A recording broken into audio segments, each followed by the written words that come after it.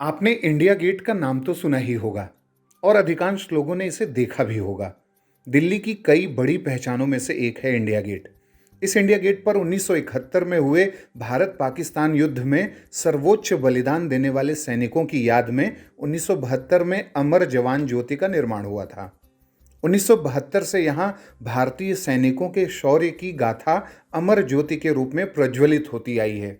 और इस ज्योति पर एक बहुत बड़ा फैसला केंद्र सरकार के द्वारा हाल ही में लिया गया है। आज के एपिसोड में हम इसी बात पर चर्चा करेंगे। नमस्कार, ध्येय टीवी के न्यूज़ दिस आवर प्रोग्राम में आपका स्वागत है और मैं हूं विवेक ओझा। भारत सरकार ने हाल ही में फैसला लिया है कि अमर जवान ज्योति का विलय नेशनल वॉर मेमोरियल की ज्योति के साथ कर दिया जाएगा। और इसका मतलब यह है कि अब नेशनल वॉर मेमोरियल में ही सैनिकों के बलिदान की लौ जलेगी, न कि अमर जवान ज्योति पर। क्योंकि भारत सरकार ने पाकिस्तान के साथ 1971 के युद्ध के 50 साल पूरे होने के मौके पर अब इस अमर जवान ज्योति को राष्ट्रीय युद्ध स्मारक पर शिफ्ट करने का फैसला लिया है, जिसकी औपचारिक घोषणा भारतीय प्रधानमंत्री द्वारा कर भी दी गई है।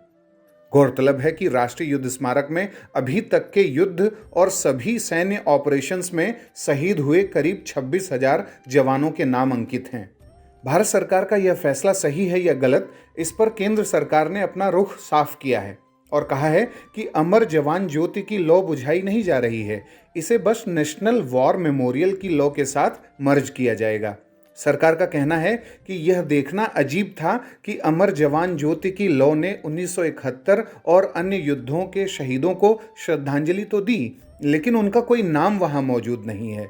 इंडिया गेट पर अंकित नाम केवल उन शहीदों के हैं जिन्होंने प्रथम विश्व युद्ध और एंग्लो अफगान युद्ध में अंग्रेजों के लिए लड़ाई लड़ी थी। ऐसे में यह हमारे औपनिवेशिक अतीत का प्रतीक है और अब राष्ट्र प्रेम और देशभक्ति के आधार पर जितने भी जवान हैं, जितने भी भारतीय सैनिक शहीद हुए हैं, उन सबके नामों का अंकन नेशनल वॉर मेमोरियल में हो जाए, यही केंद्र सरकार की मंशा है और यही केंद्र सरकार का तर्क भी है। 1971 समेत भारत के सभी युद्धों में शहीद जवानों के नामों को अब नेशनल वॉर मेमोरियल में शामिल किया जाएगा।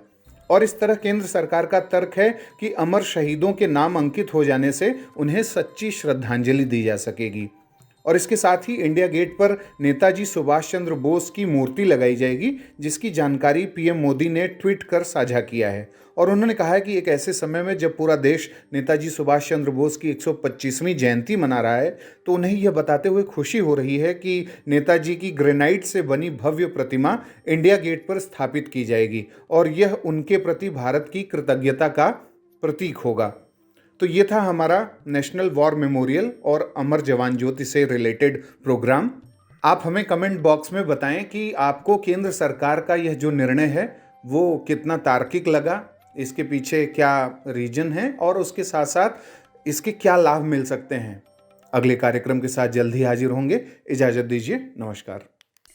यूपीपीसीएस क्रैक करने का जबरदस्त टूल ध्येय आईएएस का कॉम्प्रिहेंसिव एक्सप्रेस टेस्ट सिर्फ 100 रुपए में, और साथ ही पाएं सब्जेक्ट वाइज आकलन, काउंसलिंग सेशन और एकेडमिक सपोर्ट। अपेयर करने के लिए नीचे डिस्क्रिप्शन बॉक्स में दिए गए लिंक पर क्लिक करें या ध्येय आईएएस ऑनलाइन ऐप को डाउनलोड करें।